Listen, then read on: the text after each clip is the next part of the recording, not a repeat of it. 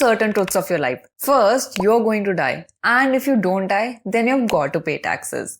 Yes, taxes are as certain as your death. Whatever money you're making, wherever you're making that money from, you've got to pay the tax to live your life.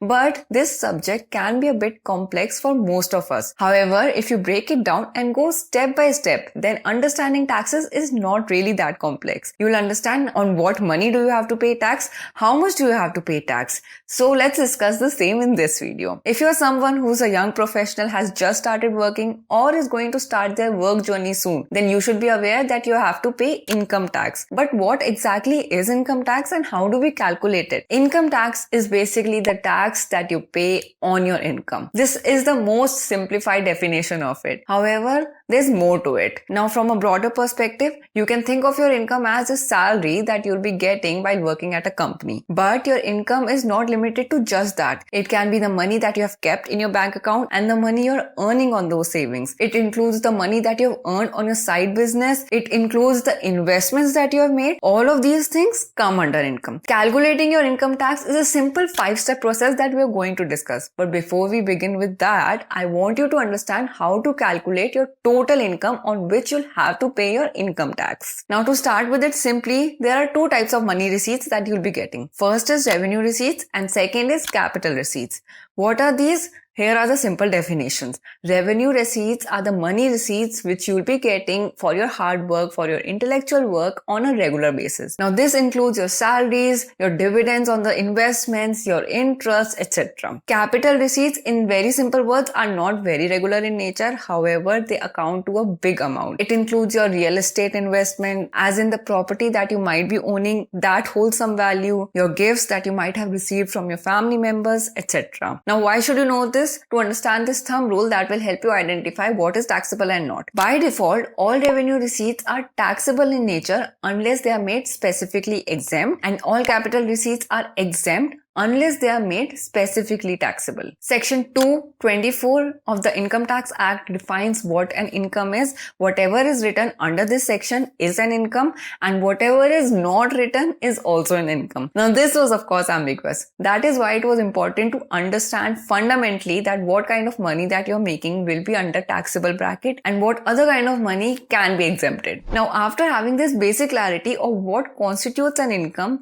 you should now know the types of income. For income tax calculation purpose, there are 5 heads under which you can segregate your income. Number 1, salary. Second, house property. Third, profits from business or profession. Fourth, capital gain. And fifth, income from other sources. You have to put any money that you earn under any of these 5 heads. If you cannot place it under any of these 5, then you can say that that money will not be taxable. Now here, the first step is to identify your income from all of the sources. Now suppose you're working at a good company and you're earning a good salary of 12 lakh rupees. That will come under the first head.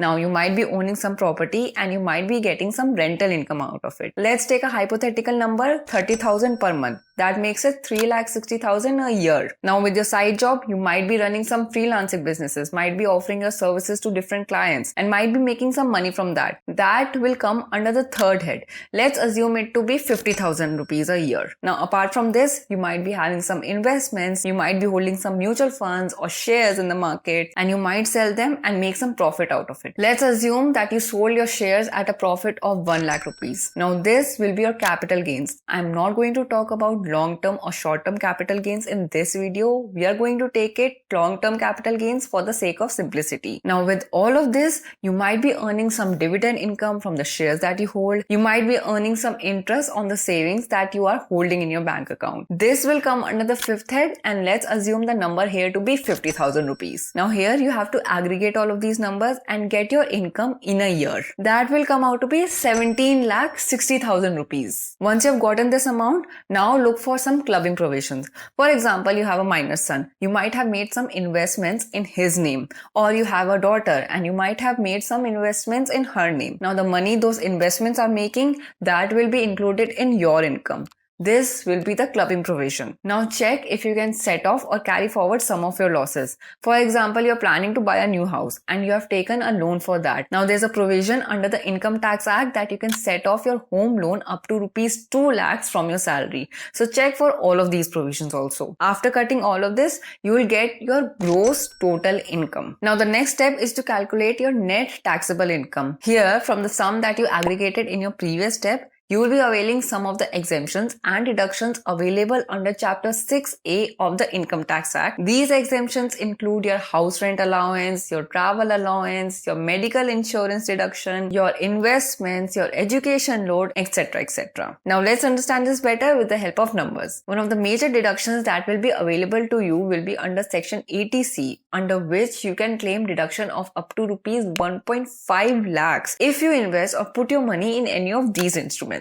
Apart from this, under Section 80D, if you bought a medical insurance for yourself or for your parents, then you can claim the deduction of the same. And if you've taken a house loan or an education loan, this can be deducted and you can claim benefit of it. Remember, income tax is to be computed on your net taxable income. That is, after you have claimed and benefited from the deductions and exemptions available to you. After you have arrived at your net taxable income figure, calculate your income tax based on the slabs available.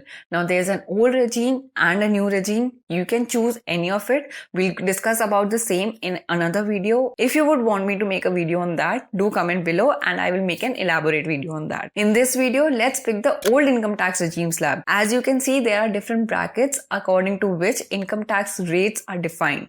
For example, up to rupees 2.5 lakhs, there is no income tax levied. From 2.5 lakhs to 5 lakhs, your income tax rate would be 5% of the amount, that is 2.5 lakhs.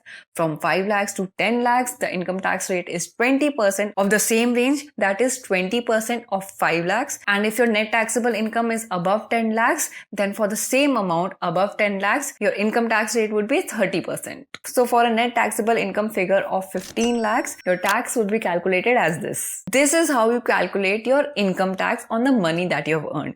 It is really simple, not at all complicated. Now, just to quickly add on to a few important points, if your net taxable income is less than rupees 5 lakhs, then you are eligible for a tax rebate. This is the concept of tax rebate. Second, if your income is more than 50 lakh rupees, then you'll also have to pay a surcharge on it. This is the concept of surcharge. And third, on your income tax, you also have to pay cess. That is at the rate of 4%. This is the fixed number for all taxpayers on the income tax that you have calculated. There is no mathematical formula here to be followed. That's it. This is how you calculate what your total income is and how much tax do you have to pay on your income. I hope you found this video useful. I would be making more videos on the tax series. Do let me know which other concepts you would want me to cover. Thank you so much.